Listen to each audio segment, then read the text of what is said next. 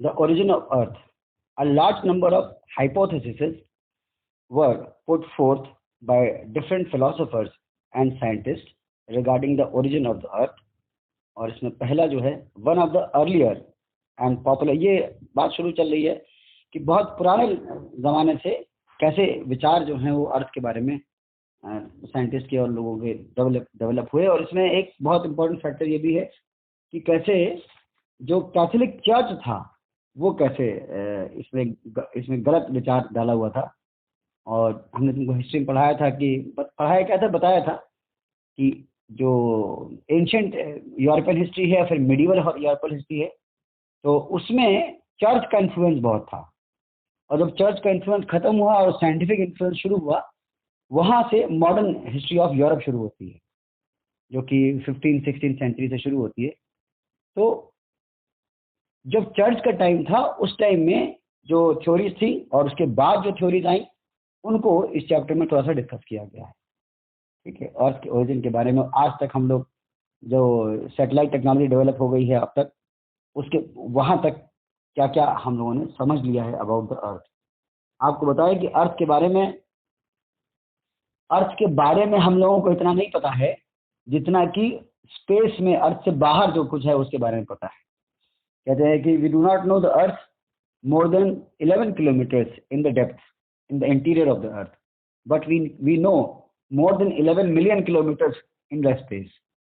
क्योंकि उधर देखना आसान है, अर्थ के अंदर देखना जाना इतना ही मुश्किल है, असंभव के बराबर है। तो मैक्सिमम जो अर्थ के अंदर इंसान गया है, इंसान इंस्ट्रूमेंटली, फिजिकली तो उतना भी नहीं गया है, इंस्ट्रूमेंटली जितना गया है वो 11 किलोमीटर है। और पैसिफिक ओशन में मैरियाना ट्रेंच जो है, वहाँ पर एक पॉइंट आता है, वो एक तरह से दरार है पूरे अर्थ के बीच में, वो गहराई में है।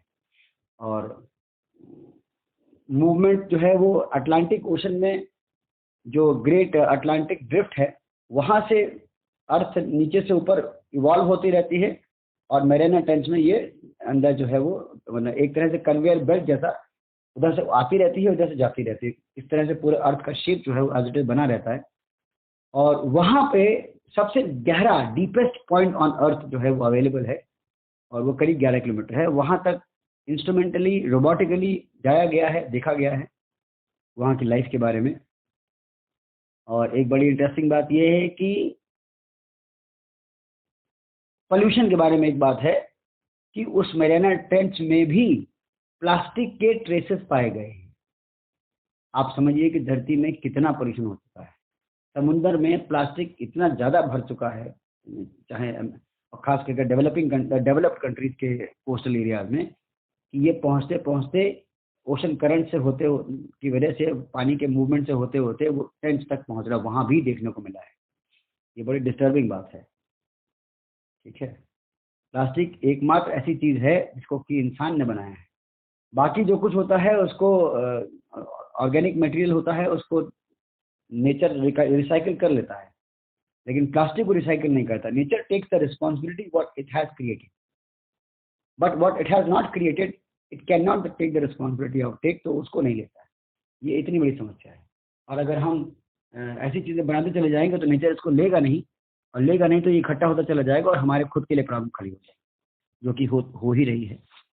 तो बहरहाल टॉपिक ये है कि हम अर्थ को कितना जानते हैं। तो अर्थ के इंटीरियर तक हमने अभी तक केवल एज्यूम किया है कि अर्थ जो है वो अंदर से उसमें एक कोर है जो कि प्रेडोमिनेंटली जो है वो आयरन और निकल का बना हुआ है, हेवी मेटल्स का बना हुआ है।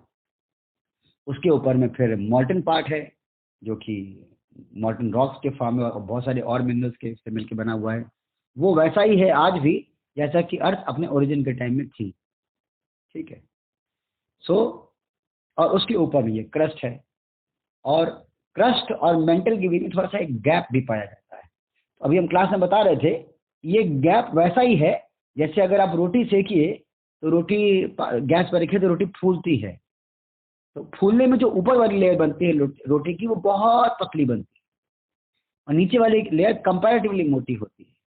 इसी तरह से अर्थ के मेंटल और क्रस्ट के बीच में भी एक गैप है, और ये गैप जब धरती बन रही थी, उस धरती के बनने के दौरान बहुत सारी गैसेस जो थी वो थी, और क्योंकि अर्थ पूरे मॉल्टन फॉर्म में थी, मैग्मा फॉर्म में थी पूरी की पूरी अर्थ। ये बात कर रहे हैं करीब 600 करोड़ साल पहले, जब इसके बनने की फॉर्मेशन शुरू हुई थी। अभी नासा ने एक वीडियो रिलीज किया था, वो एआई एनिमेटेड जनरेटेड वीडियो है, उसमें मून की फॉर्मेशन के बारे में दिखाया गया है।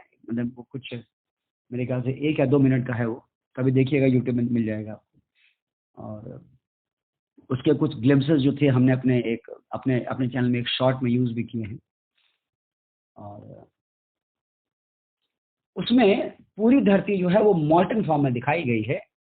कैसे धरती जो है वो सन से मटेरियल निकल करके बाहर आया, और वो गोल गोल गोल गोल घूमना शुरू हो गया। गोल गोल घूमते घूमते इतना तेज घूम रहा था, और उसके घूमते के दौरान ही एक और एस्टेरॉइड उसमें टकराया।